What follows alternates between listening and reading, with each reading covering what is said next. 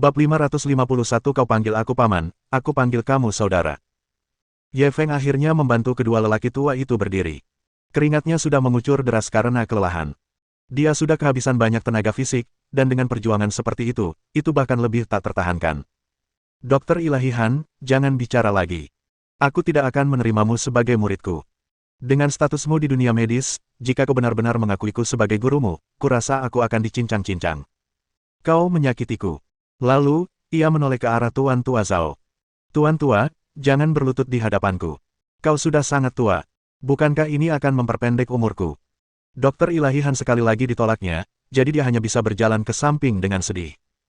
Dilihat dari ekspresinya, dia tampak seperti seorang istri yang kesal karena ditinggalkan suaminya. Tuan Tua Zhao juga agak enggan. Aku sungguh ingin berterima kasih karena telah menyelamatkan hidupku. Karena kau tidak ingin aku berlutut, bagaimana kalau kita menjadi saudara saja? Aku beberapa tahun lebih tua darimu, jadi panggil aku kakak. Kita akan seperti keluarga di masa depan. Tanpa menunggu persetujuan Ye Feng, Zhao Fulin tiba-tiba menjadi cemas. Ayah, apa ayah bercanda? Dia saudaraku. Bagaimana dia bisa menjadi saudara angkatmu? Bukankah ini mengacaukan hierarki? Ye Feng buru-buru mengangguk. Kurasa saran ini bagus. Kalau begitu aku akan memanggilmu kakak nanti. Zhao Fulin cemas. Kakak Ye, ini tidak benar. Kalau kamu jadi saudara angkat ayahku, aku tidak akan bisa memanggilmu kakak lagi. Ye Feng mengulurkan tangan dan menepuk kepalanya. Tidak apa-apa, kita bicarakan urusan kita sendiri saja. Kamu panggil aku paman, aku panggil kamu kakak. Zhao Fulin menepis tangannya. Aku peringatkan kau, kalau kau berani bersumpah menjadi saudara dengan ayahku, kita bukan saudara lagi. Ye Feng mengerutkan bibirnya. Karena kita tidak bisa menjadi saudara, lebih baik kita menjadi paman dan keponakan. Anda. Zhao Fulin hampir memuntahkan darah. Ye Feng tidak bercanda lagi dengannya. Ia menoleh ke arah Tuan Tua Zhao. Tuan Tua, tidak perlu bersumpah menjadi saudara. Saudara Zhao dan aku adalah saudara, kami sudah dianggap keluarga. Tuan Tua Zhao menatapnya seolah sedang menatap seorang junior. Baiklah, karena kita sekarang keluarga, aku tidak akan bersikap formal padamu. Kalian berdua harus saling mendukung di masa depan. Zhao Fulin langsung mengangguk. Ayah, jangan khawatir, kita masih berjuang berdampingan hari ini. Tuan Tua Zhao tertarik. Oh, ada hal seperti itu. Ceritakan padaku. Zhao Fulin segera memberitahunya tentang Wei Changfeng. Setelah Tuan Tua Zhao mendengar ini, ia tak kuasa menahan diri untuk mendengus dingin. Wei Changfeng ini, apa dia pikir dia bisa berbuat sesuka hatinya di Yangcheng hanya karena mendapat dukungan dari keluarga Ye? Dia terlalu melebih-lebihkan dirinya sendiri. Lalu dia memelototi Zhao Fulin. Seharusnya kau pergi ke keluarga Ye dan meminta penjelasan. Wajah Zhao Fulin penuh dengan keluhan. Saya hanya takut keadaan akan menjadi tidak terkendali. Mata Tuan Tua Zhao melebar. Dengan aku mendukungmu, apa yang kau takutkan? Dasar pengecut. Wajah Zhao Fulin penuh debu, dan ia merasa semakin dirugikan. Kamu sudah dirawat di rumah sakit cukup lama, dan aku tidak tahu berapa banyak orang yang menunggu keluarga Zhao kita hancur. Di saat seperti ini, bagaimana mungkin aku berani membuat masalah di mana-mana? Setelah mendengar kata-katanya, Tuan Tua Zhao pun terdiam. Benar juga. Kurasa selama ini, cucu-cucuku ini selalu menungguku mati setiap hari. Hehe, sayang sekali aku tidak ditakdirkan mati. Aku diselamatkan oleh Xiao Feng lagi, hahaha. Baru pada saat itulah Ye Feng menemukan kesempatan untuk berbicara. Aku tidak menyangka keluarga Zhao, sebagai keluarga nomor satu di Yangcheng, berada dalam situasi sesulit ini. Zhao Fulin mengangguk dengan sungguh-sungguh. Ya, keluarga-keluarga besar di Yangcheng tampak damai, tetapi sebenarnya mereka sedang merencanakan sesuatu di balik layar. Selama salah satu dari mereka tumbang lebih dulu, yang lain akan menyerbu dan melahap mereka. Tuan Tua Zhao juga mendesah. Aku berjuang untuk bertahan hidup selama bertahun-tahun ini bukan karena aku takut mati. Begitu aku mati, keluarga Zhao akan terpecah belah, jadi mereka bertahan sampai napas terakhir mereka. Setelah mendengar kata-kata mereka, mata Ye Feng berkilat dengan pandangan licik. Tuan Tua, apakah Anda ingin memanfaatkan kesempatan ini untuk menipu mereka? Tuan Tua Zhao awalnya tertegun, tapi kemudian dia mengerti. Maksudmu? Hahaha, kau benar-benar anak nakal yang licik. Zhao Fulin bingung. Kalian ngomongin apa? Kenapa aku tidak mengerti? Tuan Tua Zhao menatapnya dengan jijik. Kenapa aku melahirkan babi bodoh sepertimu? Kalau saja kau setengah pintar dari Xiao Feng, aku pasti akan mati dengan tenang. Zhao Fulin tampak tak berdaya. Ayah, tidak bisakah ayah sedikit berterus terang? Tuan Tua Zhao memelototinya lagi. Xiao Feng bukan orang luar. Kenapa kau takut dia akan menertawakanmu? Zhao Fulin menggaruk kepalanya. Lagi pula aku kakak laki-lakinya. Aku harus sedikit lebih bermartabat atau dia tidak akan menghormatiku lagi di masa depan. Ye Feng tersenyum. Sederhana saja, kau bisa memanggilku paman nanti. Bukankah itu akan menyelesaikan masalah ini? Minggir. Kalau kamu ngomongin ini lagi nanti, aku bakalan marah sama kamu. Zhao Fulin sedikit cemas. Tuan Tua Zhao tidak membuatnya penasaran. Sebenarnya sangat sederhana. Kalau kau sebarkan berita bahwa aku sakit kritis, orang-orang yang berniat jahat itu pasti akan berhamburan keluar. Nanti kalau sudah waktunya, kita lihat siapa yang menari paling riang. Kita akan manfaatkan orang itu untuk membangun gengsi kita dan membunuh ayam untuk memperingatkan monyet-monyet. Zhao Fulin akhirnya mengerti apa yang mereka bicarakan. Brilian, sungguh brilian. Ayo kita lakukan seperti ini. Aku akan sebarkan beritanya nanti. Ye Feng tidak dapat menahan diri untuk menggelengkan kepalanya. Dia bertanya-tanya keluarga mana yang akan mendapat masalah besar kali ini. Dia pertama-tama berduka untuk keluarga-keluarga itu di dalam hatinya. Pada saat ini, suara sistem terdengar di telinganya. Selamat kepada tuan rumah karena telah menyelesaikan navigasi peluang, Linghang Investment Co., Ltd., senilai 7 miliar. Bab 552 sisi kemas bukanlah sesuatu di kolam. Ye Feng tinggal di bangsal sebentar. Melihat kondisi Tuan Tua Zhao sudah stabil, ia berdiri dan pergi. Zhao Fulin buru-buru menarik tangannya. Saudara Ye, kembalilah dan istirahatlah dengan nyenyak malam ini. Besok malam, aku akan mengadakan perjamuan lagi di bagian selatan Zhenjiang dan memperkenalkanmu kepada beberapa teman yang dapat diandalkan. Kau harus datang. Ye Feng mengangguk. Oke, aku pasti akan ke sana besok. Setelah berkata demikian, dia mengucapkan selamat tinggal kepada Tuan Tua Zhao dan pergi. Tuan Tua Zhao melihat ke belakang dan tak kuasa menahan diri untuk menggelengkan kepala. Ada pemuda yang luar biasa. Kalau dia anakku, betapa hebatnya dia. Zhao Fulin sangat tertekan. Ayah mengatakan ini di depanku, apakah ayah mempertimbangkan perasaanku? Tuan Tua Zhao memelototinya dengan marah. Kalau begitu, katakan padaku, apa kelebihanmu dibandingkan Xiao Feng? Zhao Fulin memikirkannya dengan serius dan menggelengkan kepalanya. Kurasa tidak. Tuan Tua Zhao menyeringai. Setidaknya kau punya sedikit kesadaran diri. Mengenal Xiao Feng adalah pilihan paling bijaksana yang pernah kau buat. Zhao Fulin tidak membantah kali ini dan mengangguk dengan serius. Jika bukan karena dia hari ini, kau mungkin benar-benar. Aku khawatir keluarga Zhao kita tidak akan ada lagi. Mengenalnya memang pilihan yang tepat. Tuan Tua Zhao mengangguk. Baguslah kau tahu. Ingat, kau harus membangun hubungan baik dengannya di masa depan. Jika ada yang berani menindasnya, siapapun orangnya, kau harus memberinya pelajaran. Aku akan menanggung semua konsekuensinya untukmu. Zhao Fulin terbatuk 2 kali dengan cepat. Tidak perlu berlebihan begitu, kan? Tuan Tua Zhao memelototinya. Tahu apa kau? Bagaimana mungkin sisi kemas ada di tengah kolam?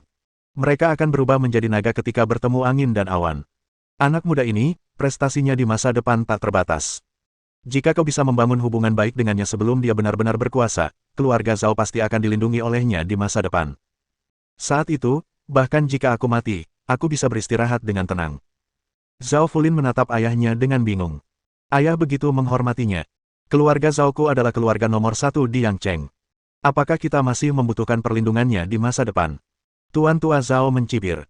Keluarga nomor 1 di Yangcheng. Hanya ini yang kau miliki. Aku telah bertemu banyak orang dalam hidupku. Pemuda ini bisa dibilang yang paling luar biasa yang pernah kulihat. Prestasinya di masa depan, kau mungkin bahkan tak berani memikirkannya sekarang. Kau hanya perlu melakukan apa yang kukatakan. Suatu hari nanti, kau akan mengerti.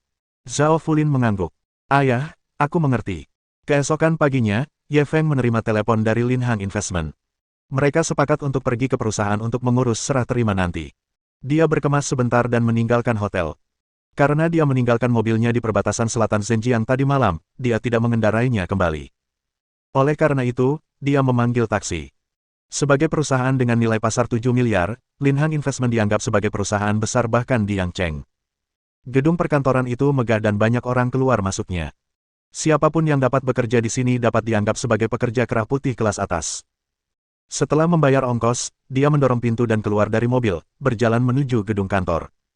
Tepat saat dia hendak melangkah memasuki gedung kantor, dia tiba-tiba mendengar suara seorang wanita di belakangnya. Ye Feng, bagaimana kamu menemukan tempat ini? Ye Feng berbalik dan melihat seorang wanita berpakaian indah berjalan ke arahnya. Wanita ini terlihat sangat biasa saja, tetapi dia sangat pandai berdandan dan terlihat sangat modis. Di sampingnya ada beberapa rekan wanita. Apakah aku mengenalmu? Dia hanya merasa bahwa wanita ini tampak agak familiar, seolah-olah dia pernah melihatnya di suatu tempat sebelumnya, tetapi dia tidak dapat mengingat di mana. Mendengar kata-katanya, wanita itu tak kuasa menahan tawa. Kau pura-pura tidak tahu. Bukankah kau datang ke sini untuk mencariku? Ye Feng benar-benar bingung. Apa yang kau bicarakan? Kakak, siapa kau sebenarnya? Melihat dia masih berpura-pura bingung, wanita itu segera mengeluarkan kartu izin kerjanya dan melambaikannya di depannya. Saya Yang Dongmei, ingat.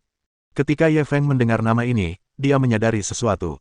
Bukankah wanita ini putri dari tuan tanah yang disewanya? Pemilik rumah itu sangat tidak patuh, dan wanita ini bahkan lebih baik darinya. Dia selalu memandang rendah padanya karena dia bekerja di perusahaan besar. Setelah itu, dia pindah ke Zongtian Lakeview Villa dan tidak pernah melihatnya lagi. Dia tidak menyangka akan bertemu dengannya di sini. Apakah kamu bekerja di sini? Bukankah kau menanyakan hal yang sudah jelas? Bukankah kau datang ke sini untuk mencariku? Kau ingin uang jaminanmu kembali? Sudah kubilang, tidak mungkin, kata Yang Dongmei dengan nada keras.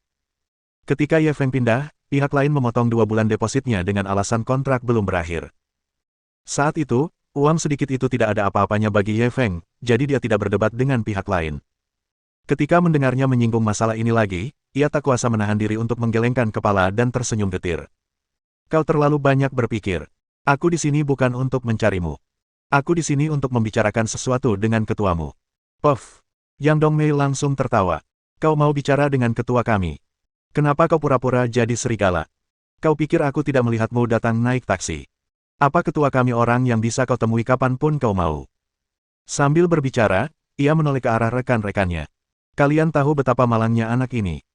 Kaos kakinya sudah ditambal beberapa kali, tapi dia tidak mau membuangnya. Dia hanya makan sekali sehari. Setiap hari, kalau keluarga kami masak, dia akan berbaring di jendela dan ngiler. Hahaha. Rekan-rekannya tidak dapat menahan tawa. Benarkah? Bagaimana mungkin ada orang semiskin itu sekarang? Dia seperti pengemis. Tidak bisakah kau menghina pengemis? Sekarang, pengemis sangat kaya. Sudah abad ke-21, dan masih ada orang yang pakai kaos kaki tambal sulam. Apa kita hidup di dunia yang sama? Tapi kamu berpakaian cukup bagus hari ini. Apa kamu menyewa baju-baju ini? Pasti begitu. Dia mungkin harus mengembalikannya nanti. Kasihan sekali. Bab 553 bajingan, beraninya kau tidak menghormati Tuan Ye. Ye Feng tidak merasa marah saat mendengar ejekan mereka. Seorang raja hanya akan merendahkan dirinya ke tingkat perunggu. Dia segera berbalik dan memasuki gedung kantor.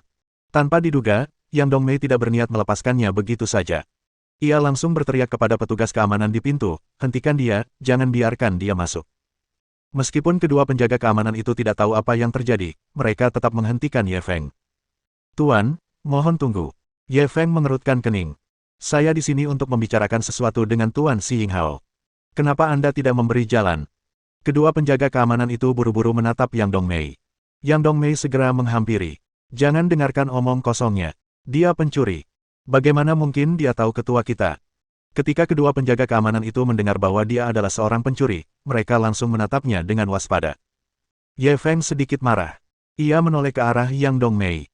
Nona Yang, tolong jelaskan, bagaimana aku bisa menjadi pencuri? Yang Dongmei menyeringai mengejek. Tentu saja kau pencuri. Waktu kau tinggal di rumah kami sering kehilangan barang.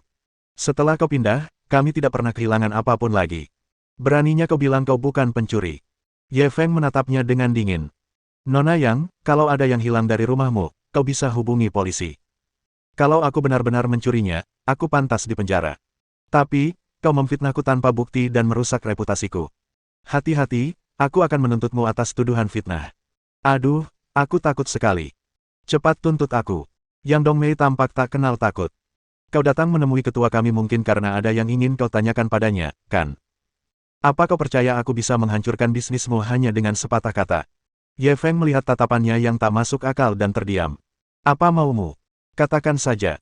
Yang Dongmei mengamatinya. Aku benar-benar tidak tahan melihat orang miskin sepertimu berlagak di depanku.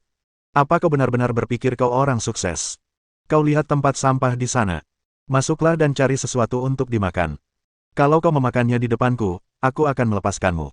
Orang miskin sepertimu hanya pantas makan sampah. Kali ini, bahkan rekan-rekannya pun tidak tahan lagi. Dongmei, lupakan saja. Bukankah ini terlalu berlebihan? Ya, dia tidak memprovokasimu hari ini. Kenapa kamu mempersulitnya? Dia pria yang sangat besar, dan kau malah memintanya makan sampah. Ini terlalu memalukan. Sudah hampir waktunya kerja. Ayo cepat berangkat. Yang Dongmei tidak mendengarkan mereka. Ia terus menatap Ye Feng. Aku tanya, kamu mau makan? Kalau tidak makan, jangan pikirkan apa yang kamu lakukan hari ini. Ye Feng tak kuasa menahan diri untuk mencibir, tunggu saja dan biarkan saja. Aku tak akan menemanimu. Setelah itu, dia berbalik dan berjalan pergi. Yang Dongmei melihat bahwa dia tidak menanggapi kata-katanya dengan serius dan langsung marah. Dia segera mengejarnya. Berhenti di sana. Sambil berbicara, dia mengulurkan tangan untuk meraih lengan Ye Feng. Ye Feng juga marah saat ini, dan segera menepis tangannya. Dia tidak menggunakan banyak kekuatan, tetapi Yang Dongmei segera jatuh ke tanah sambil menjerit kesakitan. Berani-beraninya kau memukulku. Kenapa kalian masih berdiri di sana? Cepat tangkap dia dan kirim dia ke kantor polisi. Kedua penjaga keamanan itu tercengang. Mereka tidak buta, jadi mereka tahu bahwa Yang Dongmei mencoba menipu mereka. Apakah mereka benar-benar akan membantunya, menjebak Zhong Liang? Namun saat mereka bertemu dengan tatapan dingin Ye Feng, mereka bergidik dan menarik kembali tangan mereka. Mereka mempunyai ilusi bahwa mereka sedang menjadi sasaran binatang buas dan tidak berani bertindak gegabah. Yang Dongmei hanya bisa berteriak sekeras-kerasnya ketika dia melihat betapa tidak bergunanya kedua orang ini. Seseorang datang cepat. Pria ini memukul seorang wanita. Tolong. Ye Feng memasukkan tangannya ke dalam saku. Ia berdiri di samping dan menatap dingin penampilannya yang canggung. Pada saat ini, sekelompok orang tiba-tiba keluar dari gedung kantor. Pemimpinnya adalah seorang pria setengah baya yang mulai botak. Pria ini tidak terlalu tampan, tetapi tatapannya tajam. Sekali pandang, orang bisa tahu bahwa ia adalah rubah tua di dunia bisnis. Ketika pria itu melihat tatapan licik Yang Dongmei, ia langsung mengerutkan kening. Tempat apa ini? Apa yang kau lakukan? Ketika Yang Dongmei melihat pria ini, ia buru-buru bangkit dari tanah. Ketua Si, itu. Dia yang baru saja memukul saya. Anda harus membela saya. Ekspresi pria parubaya itu berubah. Saya akan menyambut tamu terhormat. Buang sampahmu dulu. Sambil berbicara, dia memberi instruksi kepada sekretaris di sampingnya, segera hubungi Tuan Ye dan tanyakan di mana dia berada. Pada saat ini, Ye Feng tiba-tiba berbicara, Anda ketua Linhang Investment, kan? Halo, saya Ye Feng. Si Yinghao menatapnya dengan heran. Anda Tuan Ye. Maaf atas kesopanannya. Dia bergegas menjabat tangannya dengan hormat. Yang Dongmei tercengang. Ketua Si, mengapa Anda begitu menghormatinya? Si Yinghao meliriknya. Tuan Ye telah mengambil alih semua investasi kami dan sekarang menjadi bos besar perusahaan. Apakah ada masalah jika saya bersikap hormat kepadanya? Bos besar, bos besar. Yang Dongmei merasa seperti tersambar petir. Bagaimana mungkin? Bagaimana dia bisa mengakuisisi seluruh perusahaan? Apakah kamu salah? Ketika orang ini menyewa rumahnya setengah tahun lalu, dia masih sangat miskin. Dia bahkan tidak mampu membeli sehelai pakaian layak. Setelah tidak menemuinya selama setengah tahun, dia sudah memiliki kemampuan untuk mengakuisisi Linhang Investment. Lelucon macam apa ini? Nilai pasar investasi perusahaan tersebut lebih dari 7 miliar. Bagaimana cara mendapatkannya dengan mudah? Si Yinghao menatapnya dengan dingin. Maksudmu aku tua dan linglung? Kau bahkan tidak tahu siapa yang membeli perusahaan kita. Yang Dongmei buru-buru melambaikan tangannya. Aku tidak bermaksud begitu. Tapi dia orang miskin. Bagaimana mungkin dia bisa mengakuisisi perusahaan kita? Si Yinghao sangat marah. Bajingan, beraninya kau tidak menghormati Tuan Ye. Aku sekarang secara resmi mengumumkan bahwa kau dipecat. Bab 554 Jika Anda tidak meminta kematian, Anda tidak akan mati. Yang Dongmei benar-benar bingung sekarang. Ketua Si, saya salah. Tolong jangan pecat saya. Anda tahu, saya baru saja membeli rumah dan harus membayar cicilan setiap bulan. Jika Anda memecat saya, apa yang akan saya lakukan? Si Yinghao tetap tenang. Kau sendiri yang menanggung akibatnya. Beraninya kau menyinggung Tuan Ye. Tak seorang pun bisa melindungimu hari ini. Tuan Ye datang untuk mengakuisisi perusahaan mereka. Dia bahkan belum memasuki rumah, tapi dia sudah bersikap tidak masuk akal terhadap wanita bodoh ini. Dia hanya bisa memecatnya untuk meredakan amarah Tuan Ye. Yang Dongmei masih sedikit kesal. Ketua Si, bahkan jika Anda memecat saya, masih ada beberapa hal yang harus saya katakan. Orang ini benar-benar pembohong. Ketika dia menyewa rumah kami setengah tahun yang lalu, dia sangat miskin. Bagaimana mungkin dia mampu membeli perusahaan kami? Ini tidak mungkin. Si Yinghao menatapnya dengan dingin. Kau masih keras kepala sampai tidak tahu bagaimana kau mati. Kalau begitu aku akan membiarkanmu mati dengan pengertian. Kau seharusnya sudah mendengar tentang Wei Changfeng, kan? Yang Dongmei langsung mengangguk. Dia petinggi industri real estate di Yangcheng. Dia bahkan mungkin bisa masuk 3 besar. Beberapa hari yang lalu, Anda meminta kami untuk memilah informasinya. Xi Yinghao menatap Ye Feng dengan hormat.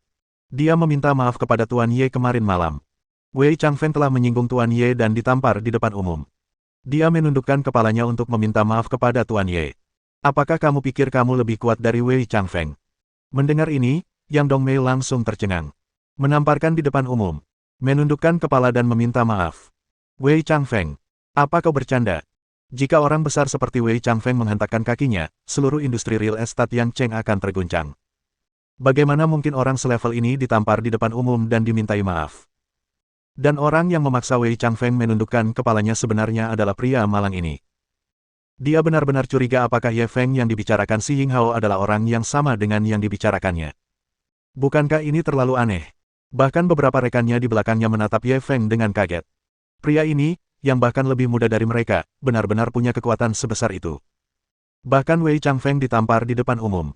Tetapi bukankah Yang Dongmei baru saja mengatakan bahwa dia masih miskin setengah tahun yang lalu? Apa yang sedang terjadi? Xi Yinghao mencibir Yang Dongmei.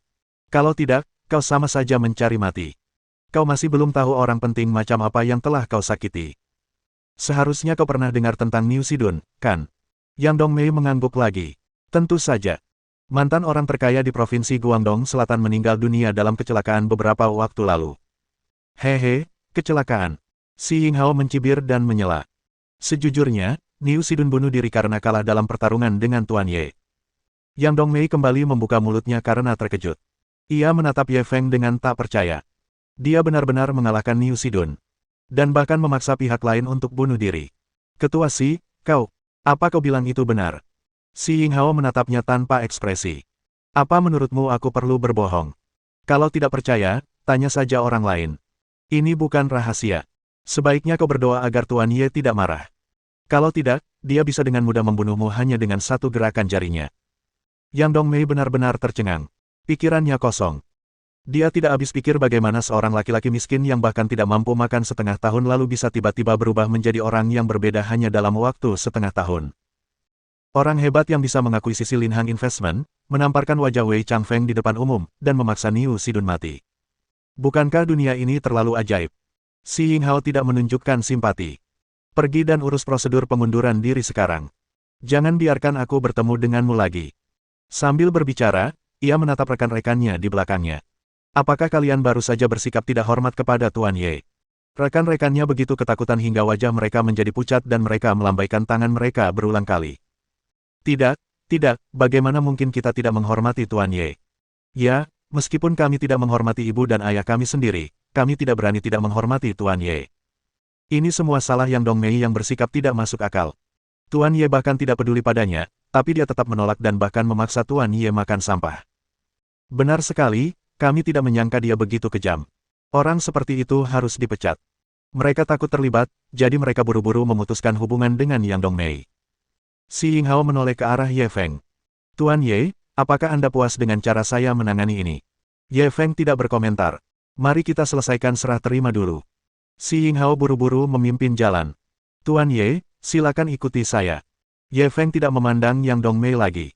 Ia segera memasuki gedung kantor di bawah pengawalan para eksekutif perusahaan. Yang Dongmei tidak dapat bertahan lebih lama lagi dan terjatuh ke tanah. Dia menatap laki-laki yang pernah dipandang rendah olehnya. Sekarang, dia sudah menjadi eksistensi yang tidak mampu dia tanggung. Meskipun dia masih tidak mau menerimanya, ini adalah kenyataan. Realitas lainnya adalah dia telah kehilangan pekerjaannya. Awalnya, karena kinerja yang luar biasa, dia diharapkan dipromosikan menjadi manajer departemen. Pemimpinnya bahkan sudah berbicara dengannya. Setelah menjalani prosedur, ia bisa menduduki jabatan itu. Namun, semua ini kini sia-sia. Dia tidak hanya akan kehilangan jabatan manajernya, tetapi dia juga akan kehilangan pekerjaannya. Pikiran tentang harus membayar hipotek bulan depan membuatnya merasa putus asa.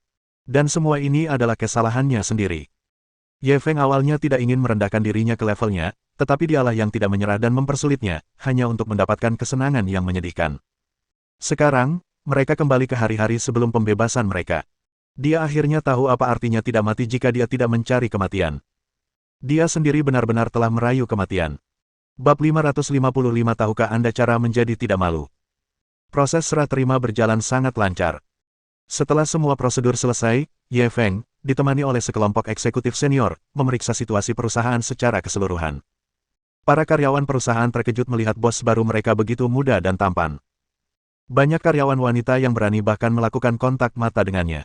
Pada akhirnya, Ye Feng tak tahan lagi. Ia segera mencari alasan untuk melarikan diri. Kelompok eksekutif Linhang Investment, di bawah kepemimpinan Ketua Xi Yinghao, mengirim Ye Feng keluar dari gedung kantor. Itu adalah pertunjukan yang mewah. Yang Dongmei sedang berjalan keluar lift sambil membawa sebuah kotak.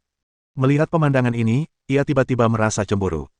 Saat itu, dia menggunakan fakta bahwa dia bekerja di perusahaan besar untuk memandang rendah Ye Feng, pelajar malang ini.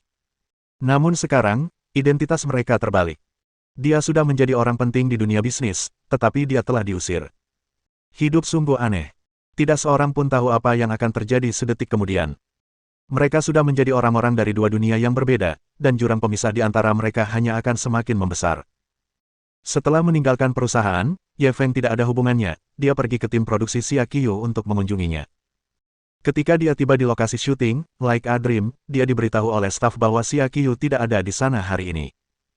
Ketika dia bertanya apakah mereka tahu kemana dia pergi, pihak lainnya tergagap lama tetapi tidak dapat menjawab. Ye Feng tidak melanjutkan bertanya. Dia hanya bisa pergi tanpa daya. Dia berjalan mengelilingi Yang Cheng sendirian untuk membiasakan diri dengan lingkungan sekitar. Yang Cheng memang kota besar. Baik dari segi ukuran kota maupun tingkat modernitasnya, kota itu jauh lebih baik daripada Zonghai. Inilah panggung sesungguhnya baginya untuk menunjukkan keahliannya. Hal ini juga secara bertahap memperkuat tekadnya untuk maju ke Yang Cheng. Ia menghabiskan seharian di Yang Cheng. Menjelang sore, ia melihat sudah hampir waktunya bertemu Zhao Fulin. Ia pun bergegas ke perbatasan Zenan. Ini sudah kedua kalinya dia ke sini, jadi dia cukup mengenal tempat ini. Tanpa dipandu oleh pelayan, dia langsung menuju lantai 2 dan hendak berjalan menuju ruang pribadi. Saat itu, terdengar suara marah seorang perempuan. "Minggir, aku mau pulang." Gerakan Ye Feng tiba-tiba terhenti. Mengapa suara ini terdengar sangat mirip dengan suara Xia Qiu? Dia langsung mundur 2 langkah dan melihat ke belakang. Di ujung koridor, dia melihat seorang gadis mengenakan gaun malam putih dengan riasan indah di wajahnya. Bukankah ini Xia Qiu? Dan pria yang menghalangi jalannya adalah sutradara, Like a Dream. Dia ingat namanya Yu Dacheng, kan? Hubungan mereka berdua tampaknya sedang tidak baik. Xia Qiu menatap Yu Dacheng dengan marah. Sementara itu, Yu Dacheng menahannya dan tidak membiarkannya pergi. "Xia Qiu, bisakah kau membantuku?" "Maaf, aku tidak bisa memberimu wajah ini. Sebaiknya kau cari orang lain," kata Xia Qiu sambil hendak mendorongnya. Wajah Yu Dacheng menunjukkan sedikit kekejaman. Ia meraih lengannya dan berkata, "Xia Qiu, jangan terlalu tak tahu malu. Lepaskan aku, kau menyakitiku." Xia Qiu mulai berjuang sekuat tenaga. "Hari ini aku minum anggur. Kalaupun kamu nggak mau, kamu harus minum." Setelah Yu Dacheng selesai berbicara dengan galak, dia meraih Ye Qiu dan berjalan ke ruang pribadi. Bagaimana mungkin Xia Qiu bisa melawan dengan kekuatannya yang lemah? Ia diseret paksa ke dalam. Ye Feng tidak dapat menahannya lagi, dia berteriak, "Berhenti." Sambil berbicara, dia berjalan ke arah mereka berdua. Yu Dacheng terkejut mendengar teriakan ini dan segera melepaskannya. Ketika Xia Qiu melihat Ye Feng, ia merasa seperti melihat penyelamatnya. Ia pun segera berlari menghampiri. "Kamu Feng, selamatkan aku." Lalu, dia mencengkeram lengannya erat-erat dan tidak mau melepaskannya. Ye Feng menenangkannya terlebih dahulu, lalu menatap Yu Dacheng dengan dingin. "Apa yang kau inginkan?" Ketika Yu Dacheng melihatnya, dia sedikit gugup. "Tuan Ye, saya hanya bercanda dengannya." Ye Feng tidak mempercayainya. Ia menoleh ke arah Xia Qiu. "Apa yang terjadi?" Tubuh Xia Qiu masih gemetar. Dia bilang kalau kita mau film kita lancar rilis, kita perlu membangun hubungan baik dengan beberapa pemilik bioskop di Yang Cheng. Sebagai pemeran utama wanita, aku punya kewajiban untuk membantunya bernegosiasi. Aku tidak terlalu memikirkannya dan ikut dengannya. Siapa sangka dia akan mengatur agar aku berada di samping bos besar itu dan terus memaksaku minum. Mereka bahkan melontarkan lelucon-lelucon menjijikkan. Dia bahkan bilang ingin aku bersenang-senang dengan bos besar itu. Saat dia berbicara, air mata mulai mengalir di wajahnya. Meskipun dia telah berkecimpung di industri hiburan selama hampir 2 tahun, dia selalu dilindungi dengan baik oleh perusahaan. Meskipun dia pernah menghadiri beberapa jamuan makan sebelumnya, pada dasarnya itu hanya untuk pertunjukan. Hari ini, dia menghadapi hal yang begitu kotor. Jelas, itu adalah aturan tak tertulis yang sering disebut-sebut dalam industri ini. Mata Ye Feng langsung meredup setelah mendengar cerita itu. Di mana Suster Hong? Kenapa dia tidak ikut denganmu? Mata Xia Qiu memerah. Saudari Hong sakit beberapa hari terakhir dan sekarang dirawat di rumah sakit. Yu Dacheng memanfaatkan kesempatan ini untuk melakukannya. Ye Feng mengangkat kepalanya dan menatap Yu Dacheng. Apakah yang dikatakannya benar? Yu Dacheng langsung menunjukkan ekspresi memuja. Tuan Ye, tolong mengerti. Saya hanya sutradara kecil. Apakah film ini bisa dirilis setelah syuting masih tergantung pada sikap bos besar jaringan bioskop. Saya tidak bisa berbuat apa-apa. Ye Feng melangkah maju. Kau tidak punya pilihan lain, jadi kau meminta Xia Qiu untuk menemanimu. Kenapa kau tidak meminta ibumu untuk datang minum bersamamu? Pada saat ini, sudah banyak orang di koridor yang berhenti untuk menonton. Banyak orang langsung mengenali Xia Qiu dan mengeluarkan ponsel mereka untuk mengambil foto dan video. Yu Dacheng melihat sekeliling dan buru-buru merendahkan suaranya. Tuan Ye, kalau ada masalah, kita bisa menyelesaikannya secara pribadi. Kalau di depan umum, itu tidak akan baik untuk Xia Qiu dan film baru kita. Ye Feng tak kuasa menahan tawa dingin. Kau juga tahu cara menyelamatkan muka. Kalau begitu, jangan lakukan hal memalukan. Bab 556 Mengapa Mereka Saling Membunuh. Yu Dacheng melihat semakin banyak orang yang menonton dan langsung menunjukkan sedikit amarah. Tuan Ye, masalah ini urusan internal tim produksi kami. Ini tidak ada hubungannya dengan Anda. Saya harap Anda tidak ikut campur. Ye Feng melihat bahwa dia berani membalas dengan begitu tegas, dia sangat marah hingga tertawa. Aku hanya ingin ikut campur urusan orang lain hari ini. Apa yang bisa kau lakukan padaku? Yu Dacheng menggertakkan giginya dan menunjukkan sedikit kekejaman. Ye Feng, kuakui kau punya sedikit pengaruh di Zonghai, tapi ini Yang Cheng, kau masih mau pamer di sini. Kalau kau tahu apa yang baik untukmu, cepatlah pergi. Kalau tidak, kau takkan sanggup menanggung akibatnya. Mendengar ancamannya, Ye Feng tak kuasa menahan tawa. Aku tak sanggup menanggung akibatnya. Aku benar-benar ingin mencobanya. Di tengah-tengah tawanya, wajahnya menjadi gelap dan dia menamparnya. Ayah! Sebuah tamparan keras bergema di seluruh koridor. Kerumunan orang di sekitarnya tidak menyangka dia akan tiba-tiba bergerak, dan mereka semua berteriak kaget. Xia Qiu juga terkejut. Ia segera meraih tangan Ye Feng. Ye Feng, jangan seperti ini. Yu Dacheng menutupi wajahnya dan menatap Ye Feng dengan tak percaya. Kau benar-benar berani memukulku. Brengsek. Sebelum dia bisa selesai berbicara, Ye Feng menamparkan pipinya yang lain lagi. Kalau berani, teruslah mengomel. Kita lihat, kamu yang keras kepala atau tanganku yang keras. Yu Dacheng hampir menjadi gila karena marah. Bagaimanapun, dia adalah direktur sebuah tim produksi besar dan seorang tokoh terkenal di industri hiburan. Namun kini, dia dipermalukan oleh bocah nakal yang masih bocah nakal. Kalau masalah ini sampai menyebar, di mana dia akan menaruh mukanya? Baiklah, jangan pergi. Kalau kamu berani, tunggu saja di sini. Dia meninggalkan kata-kata kasar itu dan berbalik untuk berjalan ke ruang pribadi di depan. Xia Qiu menatap Ye Feng dengan cemas. Ye Feng, ayo cepat pergi, kita tidak bisa menyinggung orang-orang ini. Ye Feng menepuk-nepuk kepala kecilnya. Jangan khawatir, aku ingin melihat apa yang bisa dia lakukan. Setelah Yu Dacheng memasuki ruang pribadi, dia langsung memasang ekspresi memuja seperti anjing pesek. Ada lebih dari 10 orang yang duduk di ruang pribadi itu. Duduk di kursi utama, ada seorang pemuda berusia 20-an yang sangat tampan. Pemuda itu sedikit terkejut melihatnya masuk dalam keadaan menyedihkan seperti itu. Direktur Yu, ada apa denganmu? Di mana Nona Xia? Yu Dacheng tampak kesal. Aku sudah menyarankannya untuk kembali dan minum denganmu, tapi dia menolak. Aku hendak menariknya kembali ketika aku bertemu dengan seorang kenalan lamanya di Zonghai. Bajingan itu menamparku 2 kali. Wajah pemuda itu menjadi gelap. Beraninya orang asing dari Zonghai begitu sombong. Yu Dacheng meneteskan beberapa tetes air mata. Kamu harus membelaku. Dia tidak menamparkan wajahku. Dia menamparkan wajahmu. Pemuda itu mengerutkan kening dan merenung sejenak sebelum menoleh ke arah pria yang duduk di ujung. Wen Hao, keluar dan selesaikan ini. Jika Ye Feng ada di sini, dia akan langsung mengenali pria yang duduk di belakang.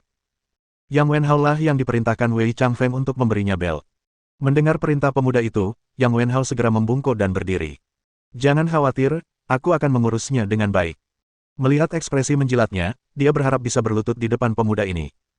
Setelah mengatakan itu, dia segera memanggil 2 pengawal dan mengikuti Yu Dacheng keluar. Yu Dacheng menutupi pipinya yang memerah dan berkata dengan galak, Tuan Yang, jangan biarkan anak ini lolos begitu saja. Beri dia pelajaran. Beritahu dia siapa pemilik wilayah ini. Direktur Yu, jangan khawatir. Kalau aku saja tidak sanggup menghadapi anak nakal dari kota lain, bagaimana aku bisa punya muka untuk tetap tinggal di Yangcheng? Tunggu sebentar, lihat bagaimana aku akan membalaskan dendammu. Yang Wenhao tersenyum percaya diri. Sekelompok orang bergegas keluar dari ruang pribadi. Namun, ketika Yang Wenhao melihat orang asing yang melebih-lebihkan kemampuannya sendiri, senyumnya membeku. Tanpa sepatah kata pun, dia berbalik dan berjalan kembali. Yu Dacheng buru-buru menariknya kembali. Tuan Yang, Anda mau kemana? Anak itu yang memukul saya. Cepat bantu saya melampiaskan amarah saya.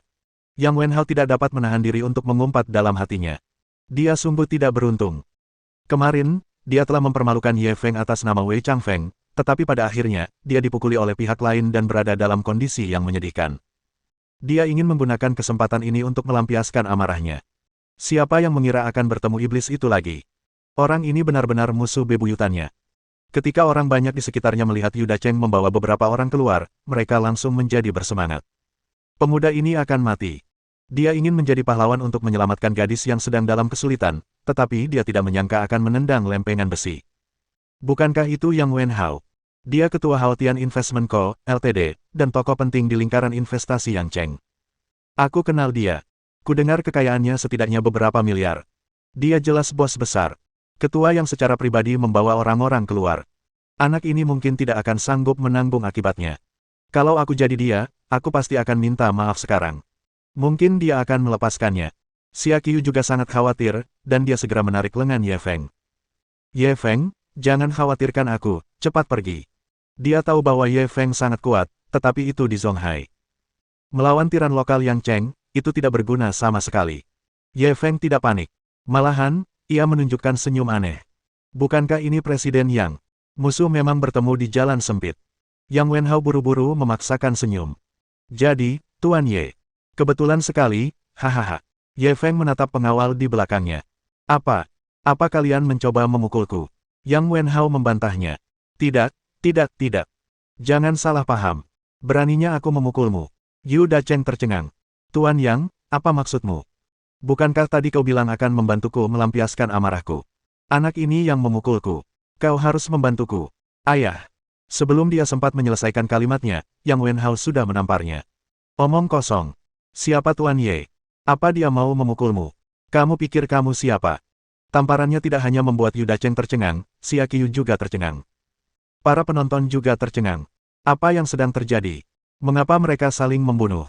Bab 557 Terima kasih Tuan Ye telah menamparku. Yu Dacheng tertegun cukup lama sebelum akhirnya menangis. Tuan Yang, saya benar-benar tidak berbohong. Anak ini yang memukul saya. Lihat, bekas telapak tangannya masih ada di wajah saya. Yang Wenhao memelototinya dengan tajam. Sekalipun Tuan Ye memukulmu, kau pantas mendapatkannya. Merupakan kehormatan bagimu untuk ditampar oleh Tuan Ye. Cepat dan ucapkan terima kasih kepada Tuan Ye atas tamparanmu. Yu Dacheng tidak mempercayai telinganya. Dia ingin dia berterima kasih pada Ye Feng karena menamparnya. Apakah dia semurah itu? Yang Wenhao melihat dia terdiam dan menamparnya lagi. Kamu tuli. Kamu tidak mengerti apa yang aku katakan. Yu Dacheng akhirnya bereaksi. Meskipun merasa sangat dirugikan, ia hanya bisa berjalan ke arah Ye Feng dengan patuh. Terima kasih. Terima kasih, Tuan Ye, sudah menamparkan saya. Tamparan Anda. Rasanya sangat nyaman. Penonton yang menyaksikan tayangan itu merasa otaknya kurang tajam. Apa yang terjadi? Dia memukulnya, dan dia malah berterima kasih padanya. Bukankah ini terlalu murahan? Aku juga tidak mengerti. Alur ceritanya terlalu menguras otak. Tidakkah kau mengerti? Tidakkah kau lihat betapa hormatnya Yang Wenhao kepada pemuda itu? Pemuda ini pasti memiliki latar belakang yang kuat. Sampai-sampai bisa membuat Yang Wenhao begitu takut. Latar belakangnya seperti apa? Mungkinkah dia putra mahkota dari keluarga bangsawan besar? Aku baru saja mendengarnya memanggilnya Tuan Ye. Mungkinkah dia dari keluarga Ye Yang Cheng? Seharusnya tidak. Generasi muda keluarga Ye sangat terkenal di Yang Cheng. Mustahil bagi kita untuk tidak mengenal mereka. Yu Dacheng adalah sutradara yang cukup terkenal, tetapi di mata orang-orang seperti dia seperti pelayan yang bisa dipukul dan dimarahi sesuka hatinya. Tidak ada cara lain. Meskipun orang-orang di industri hiburan terkenal, di mata orang-orang besar, mereka hanyalah sekelompok aktor. Bahkan Xia Qiu sedikit lambat. Dia tidak mengerti mengapa Yang Wenhao begitu takut pada Ye Feng. Mungkinkah Ye Feng tidak hanya memiliki pengaruh seperti itu di Zonghai, tetapi juga di Yang Cheng. Dia lalu menatap Ye Feng dengan rasa ingin tahu. Ye Feng melirik Yu Dacheng dan menoleh ke Yang Wenhao. Apa maksud Presiden Yang? Di mana kesombonganmu saat memberiku bel kemarin? Teruslah mengeluarkannya. Yang Wenhao tersenyum menjilat. Aku terlalu bodoh kemarin. Itulah sebabnya aku menyinggungmu. Aku harap kau mau memaafkanku dan tidak bersikap kalkulatif padaku. Ye Feng melihat tatapannya yang tak berdaya dan tak bisa menahan tawa dingin. Aku bisa melupakan masalah kemarin, tapi bagaimana dengan masalah hari ini? Apa kau memaksa Xia Qiu minum bersamamu? Wajah Yang Wenhao berkedut saat dia melirik ke arah ruangan. Dia tidak berani memperlihatkan bagian dalamnya. Dia hanya bisa menyalahkan dirinya sendiri.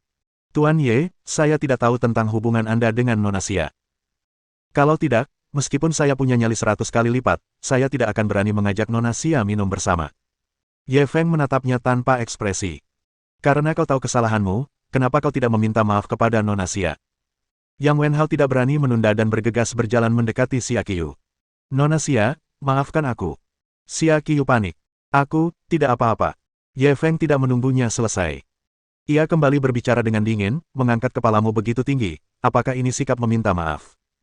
Yang Wenhao tidak banyak bicara dan buru-buru menundukkan kepalanya. Nona Xia, maafkan saya.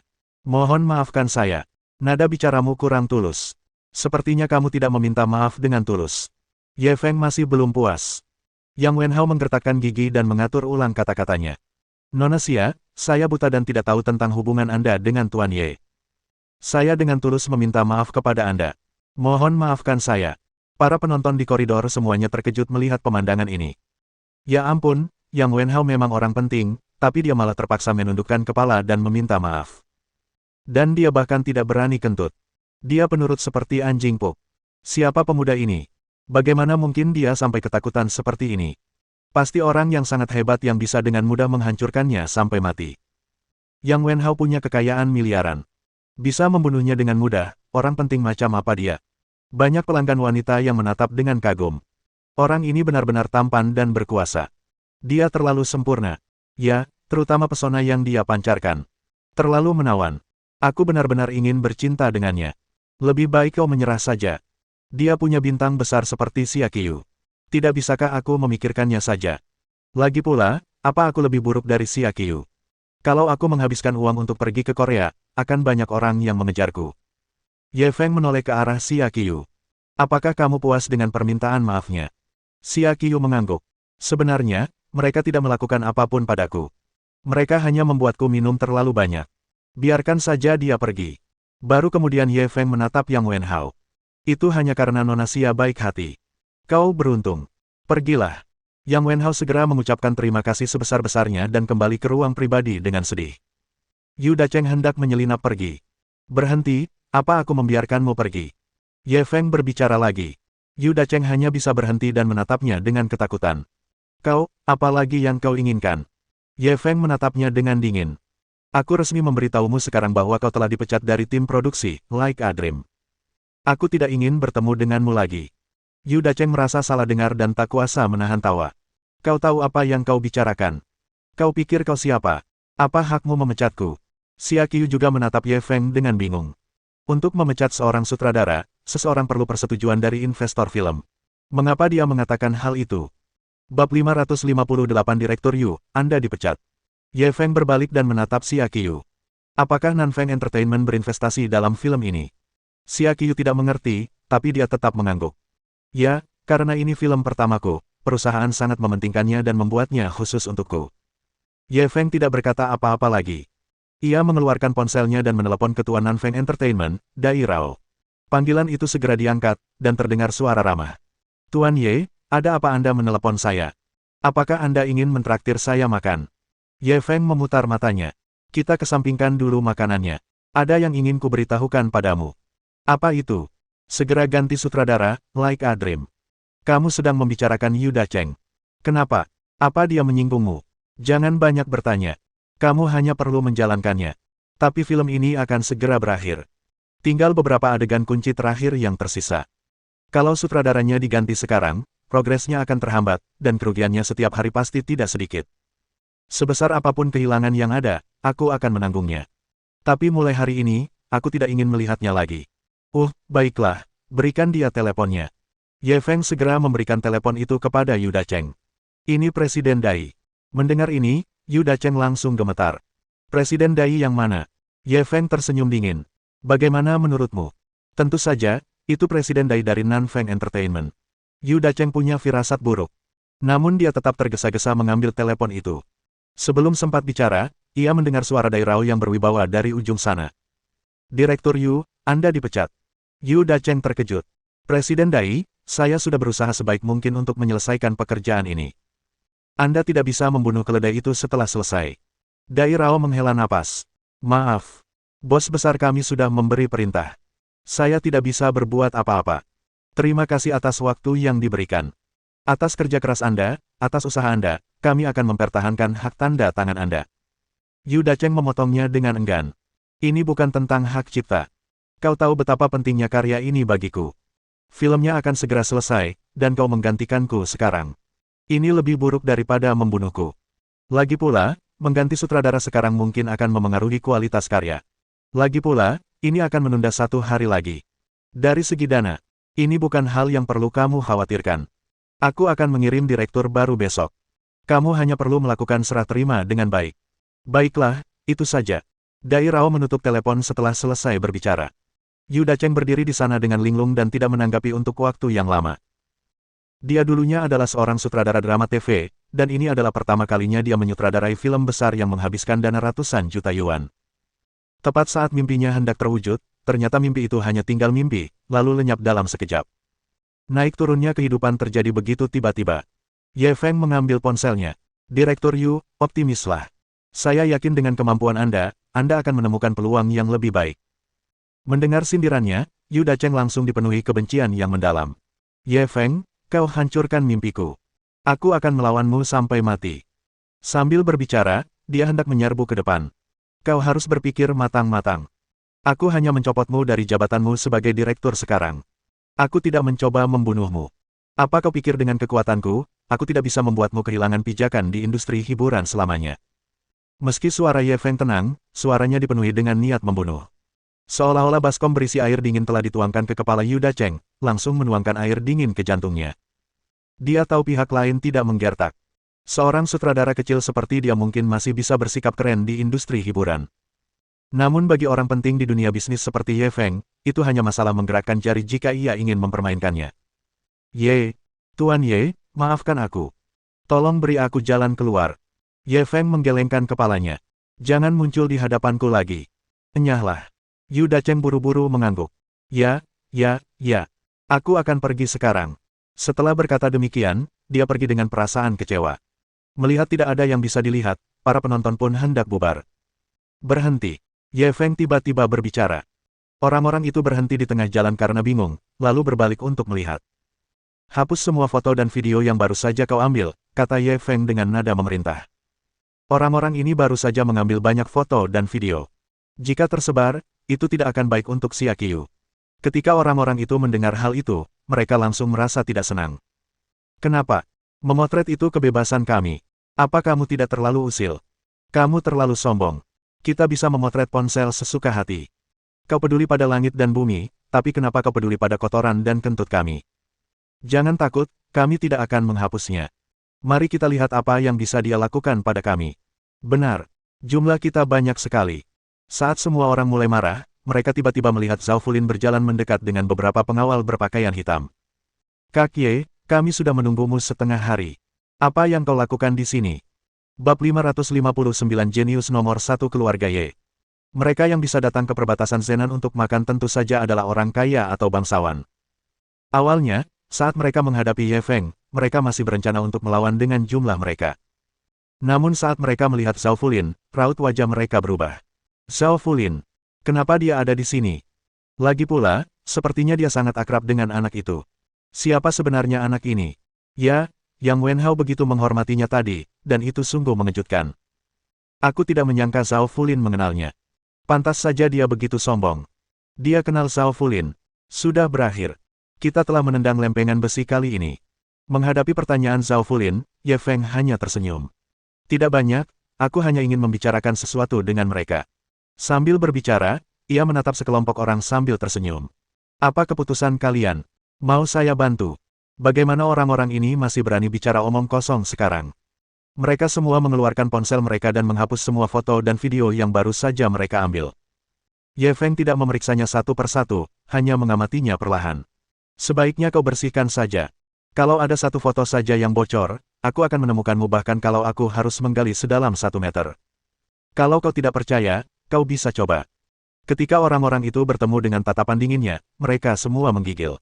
Bagaikan tatapan malaikat maut, yang membuat jiwa seseorang bergetar.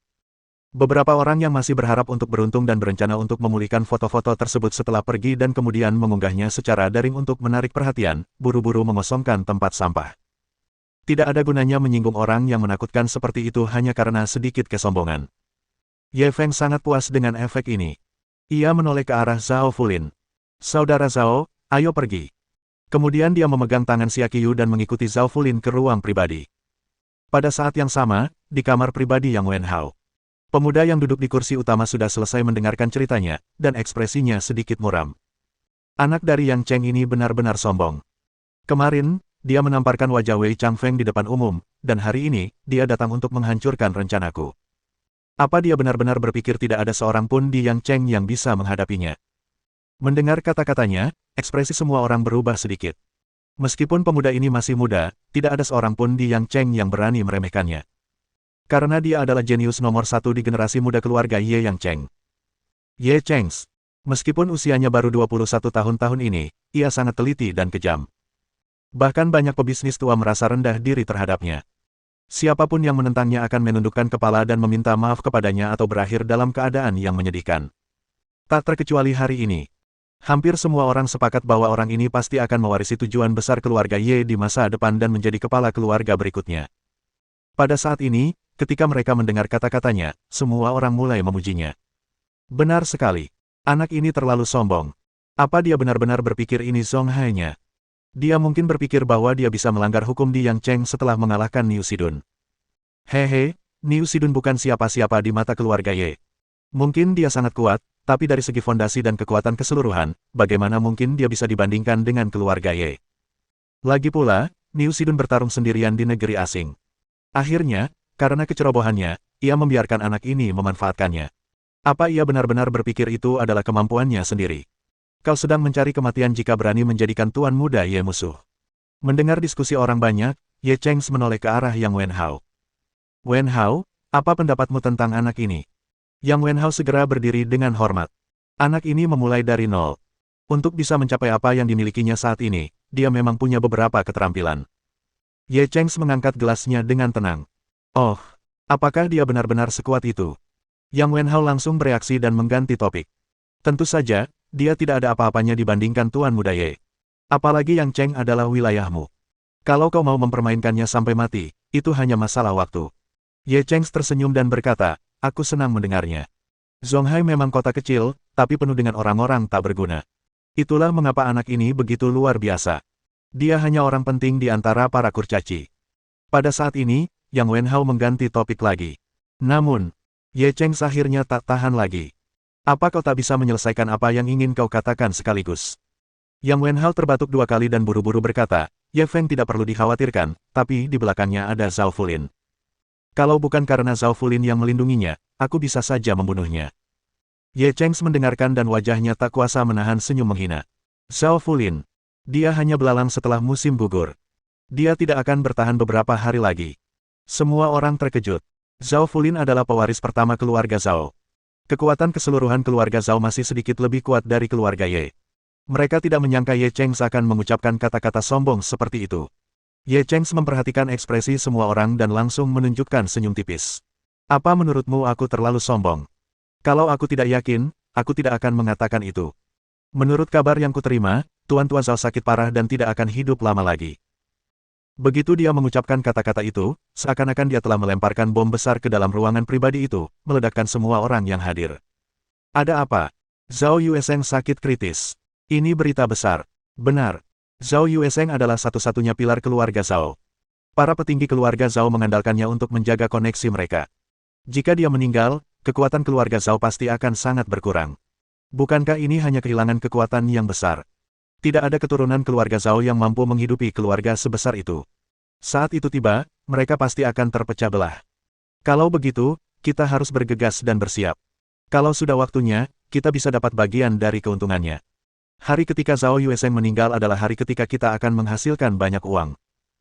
Bibir Ye Cheng sedikit melengkung saat dia melihat semua orang menggosok-gosokkan tinju mereka.